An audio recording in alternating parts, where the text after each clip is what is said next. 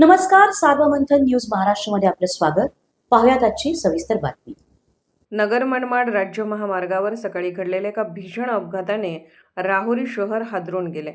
भरधाव वेगात आलेला मालवाहतूक ट्रक थेट बसस्थानकासमोरील टपऱ्या व दुकानांमध्ये घुसल्याने 3 ते 4 टपऱ्या अक्षरशः जमीनदोस्त झाल्या. क्षणभर काळाने डोळे उघडले, पण सुदैवाने काळ आला होता, वेळ आली नव्हती. कोणतीही जीवितहानी झाली नाही. सोमवार दिनांक 22 डिसेंबर रोजी सकाळी सुमारे 7 वाजण्याच्या सुमारास गुजरात पासिंगचा माल ट्रक क्रमांक GJ10 TX 9244 राहुरी फॅक्टरीकडून नगरकडे जात असताना चालकाचे नियंत्रण सुटले. भरधाव ट्रक थेट राहुरी बस स्थानकासमोर असलेल्या टपऱ्या व लहान दुकानांमध्ये घुसला. अपघाताच्या वेळी सकाळची वेळ असल्याने दुकाने उघडलेली नव्हती, अन्यथा मोठी दुर्घटना घडली असती. या अपघातात छोट्या व्यावसायिकांचे मोठ्या प्रमाणावर आर्थिक नुकसान झाले आहे.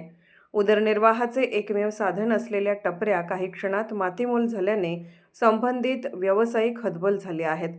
घटनेची माहिती मिळताच पोलीस निरीक्षक संजय ठिंगे यांच्या मार्गदर्शनाखाली हवालदार विजय नवले, संदीप ठाणगे, पोलीस नाईक जयदीप बडे यांच्यासह पोलीस पथकाने घटनास्थळी धाव घेतली.